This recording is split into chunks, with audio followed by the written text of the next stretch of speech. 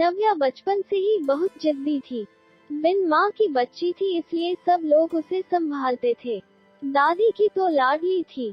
उसके पापा सचिन की दूसरी शादी करने का प्रयास चालू था, पर यह 7 साल की बच्ची कुछ न कुछ करके अपने पापा का रिश्ता जुड़ने नहीं देती थी। उसकी दोनों नानी और दादी उसे समझा समझा कर थक गई। बेटा, सभी सौतेली माँ बुरी नहीं होती, और हम हैं ना। तुम्हें अगर तकलीफ दी तो हम उस पर चिल्लाएंगे, उसे डांटेंगे। लेकिन उसके मन में बार बार डर आ रहा था कि सौतेली माँ मुझे तकलीफ देगी, पापा भी उसका ही सुनेंगे और उसकी माँ की आखिरी याद मतलब उसका मंगलसूत्र वह भी उस सौतेली माँ को दे देंगे। ऐसे उसे लगता था। सभी को टेंशन हो रहा था कि उसे कैसे समझाए। उसकी माँ मतलब सुनीता एक एक्सीडेंट में 2 साल पहले इस दुनिया से चली गई।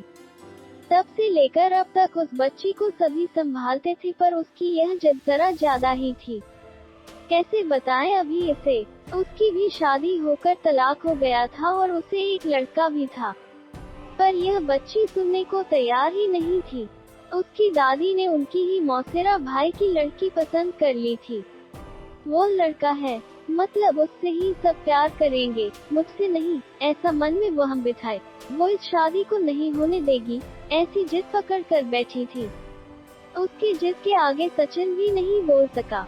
दोनों दादी और नानी काफी चिंतित हो गई। बाद में सुनीता की मां ने समस्या का समाधान निकाला। सुनीता की एक दोस्त माया, जिसकी उम्र हो चुकी थी, इसलिए उसकी शादी तय नहीं हो रही थी।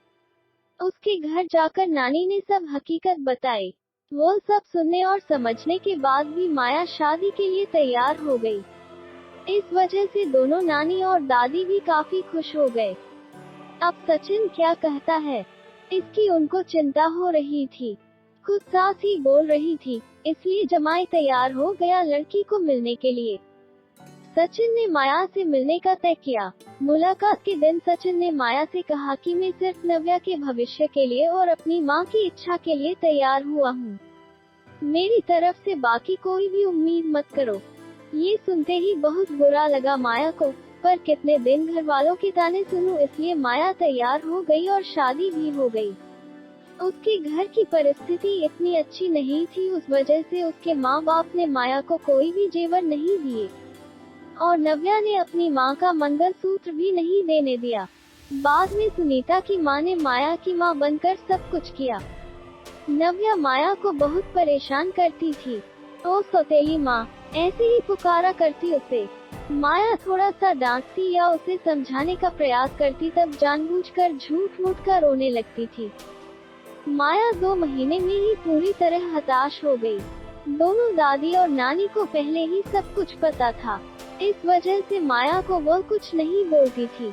वो उल्टा उसे बोलती थी कि मारोगी भी तो चलेगा, पर सचिन को ये सब सहन नहीं होता था। जब परिस्थिति हाथ से निकलने लगी, तो माया ने उसकी सहेली को, जो कि स्कूल टीचर थी, उसके साथ मिलकर एक प्लान बनाया और सचिन को असली परिस्थिति का सच का पता चले, इसलिए नव्या के ड्रामों का वीडियोस बनाकर उसे दिखाया। पहले माया को ही गलत समझने वाला सचिन सारी सच्चाई से अवगत हुआ और उसने उन दोनों को धन्यवाद किया। प्यार से नव्या को समझाया कि इसके आगे तुम्हें माया के साथ अच्छा बर्ताव करना होगा, उसकी सब बातें सुननी होगी। हालांकि नव्या ने काफी तमाशा किया, पर उसकी साइड लेने वाला कोई भी नहीं है, ये उसे समझ में आ गया। उसको माया पर बहुत गुस्सा आता। माया उसे बहुत समझाती थी। धीरे धीरे माया और सचिन का रिश्ता भी सुधर रहा था, पर पति पत्नी जैसा रिश्ता उनमें नहीं था और वो सचिन ने उसे पहले ही बता दिया था। माया को बहुत बुरा लगता था। उसने अपनी इच्छाएं अपने मन में ही दबा दी। नव्या को उसने सोतेलापन कभी भी नहीं दिखाया, पर नव्या मात्र उसके साथ झगड़ा ही करती थी। धीरे धीरे नव्या बड़ी होती गई। सचिन हमेशा काम के लिए बाहर रहता था। माया नव्या के लिए हमेशा तत्पर रहती थी। उसने नव्या को बहुत प्यार से समझाने की कोशिश की, पर माया को हमेशा असफलता मिली और सचिन की माँ हमेशा बीमार रहती थी। उनकी वह देखभाल करती थी। उन्होंने एक बार माया को बुलाकर बताया, मुझे बहुत चिंता होती थी इस नव्या की, पर अभी नहीं होती। तुम हो ना, अभी मेरा कुछ भी हो जाए चलेगा, पर तुम्हारे लिए मुझे बहुत बुरा लगता है। जिस बच्ची के लिए तुम इतना करती हो, उसकी उसे कीमत ही नहीं है। तभी माया मुस्कान के साथ बोली, नव्या को देखते हुए बोली, उसने मुझे हमेशा गलत ही समझा। हमेशा की तरह नव्या ने माया से बहुत झगड़ा किया। सचिन के घर पर आते ही उसको सब झूठ बताया, पर उसने भी नव्या को ही सुनाया। गुस्से से नव्या ने खाना भी नहीं खाया, माया ने भी खाना नहीं खाया। नव्या को समझाने के लिए गई तो माया ने कहा, मुझे तुम्हारी माँ की जगह नहीं चाहिए, उसकी आखिरी निशानी मतलब उसका मंगलसूत्र भी नहीं चाहिए। मुझे सिर्फ तुम माँ बोलकर पुकार लो, मेरे लिए उससे बड़ा कोई पुरस्कार नहीं होगा। जिस दिन तुम ऐसा करोगी, उस दिन मुझे ममता का गहना मिल जाएगा, वही मेरा खरा पहला गहना होगा। पर नव्या सुनेगी तब ना। जैसा था वैसे ही सब चालू रहा। कई दिनों बाद दादी की तबीयत बिगड़ी। उन्होंने सचिन को बुलाया और कहा, माया बहुत अच्छी लड़की है, वो कभी भी भेदभाव नहीं करेगी, तुम उसको अपनी पत्नी की तरह स्वीकार कर लो। उसकी भी कोई उम्मीद होगी तुमसे, वो पूरा करो। ये आखिरी शब्द बोलकर दादी चल बसी। सचिन को माँ के वह शब्द कान में गूंज रहे थे। महीना हो गया तब भी वही शब्दों का विचार करके गैलरी में शांत बैठा था। उतने में माया ने खाना खाने के लिए आ रहे हैं ना ऐसा बोलकर बुलाने आई। सचिन का सब्र का बांध टूट गया। वह माया की गोद में सिर रखकर बहुत रोने लगा। आज 5 साल बाद पहली बार सचिन ने माया को छुआ। माया घबरा गई। उतने में नव्या वहां पर आ गई। इस वजह से वह विषय वहीं पर ही खत्म हो गया। कई दिनों बाद वापस सब नॉर्मल हो गया। दोनों ही अब शरीर से मन से नजदीक आ गए थे। नव्या को समझ आने के बाद वह भी जरा अच्छा बर्ताव करने लगी। अभी उसकी 12वीं की परीक्षा थी, इसलिए माया उसके टाइम टेबल सब ठीक से संभाल रही थी। कुल मिलाकर सब अच्छा चल रहा था। ऐसे में उनकी खुशियों को नजर लग गई। सचिन का भी एक्सीडेंट हो गया और वह गुजर गया। अभी माया और नव्या वह दोनों ही थी एक दूसरे के लिए। जो भी सेविंग थी उस पर घर चल रहा था। माया तो ग्रेजुएट नहीं थी, इस वजह से उसे नौकरी मिलने में दिक्कत आ रही थी। छोटी छोटी नौकरी करके वह घर खर्चा चला रही थी। सचिन की सब सेविंग उसने नव्या के लिए रख दी। अब नव्या को प्यार हो गया था सुशांत नाम के लड़के से, इस वजह से माया ने उनका प्रेम विवाह करने का सोचा। सब लोग अच्छे हैं, नव्या भी खुश रहेगी, ऐसा उसे विश्वास था। पर सुशांत की माँ खड़ूस थी। सचिन के जाने के बाद उनकी परिस्थिति भी अच्छी नहीं थी। नव्या शादी के बाद ज्यादा गहने नहीं लाए, इसलिए ससुराल वाले उसे तकलीफ दे रहे थे। उसकी सास की सहेलियां घर पर आई थी। नई दुल्हन से मिलने तब नव्या की सौतेली माँ के बारे में बुरा भला बोल रही थी।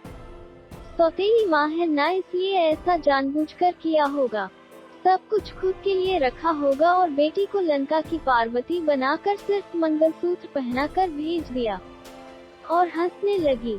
अभी उसका खुद पर नियंत्रण टूट गया।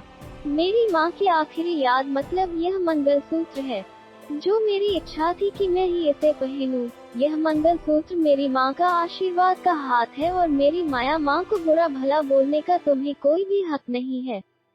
आज वह है इसलिए मैं हूँ। उन्होंने मुझे अच्छे संस्कार दिए, डिसिप्लिन सिखाया, संयम और बड़ों का सम्मान, ये सब बातें कोई भी उम्मीद न रखते हुए सिखाया। पापा के जाने के बाद भी उन्होंने कमाए हुए एक पैसा भी खुद पर न खर्च करते हुए सब पैसे मुझे दिए। कभी भी सोतेलापन उन्होंने मुझे नहीं दिखाया। मेरे लिए उन्होंने खुद का बच्चा तक नहीं होने दिया, पर मुझ पागल को कभी यह समझ में नहीं आया। उन्होंने मुझे सिर्फ और सिर्फ प्यार किया। मुझसे उन्हें एक ही चीज चाहिए थी, जो मैं कभी नहीं दे पाई। सब औरतें एकदम सोच में पड़ गई कि आखिर वह कौन सी चीज चाहिए थी। उन्होंने नव्या से पूछा उन्हें क्या चाहिए था। सच में बहुत महंगा गहना होगा, इसीलिए तो उसने इतना एडजस्ट किया होगा।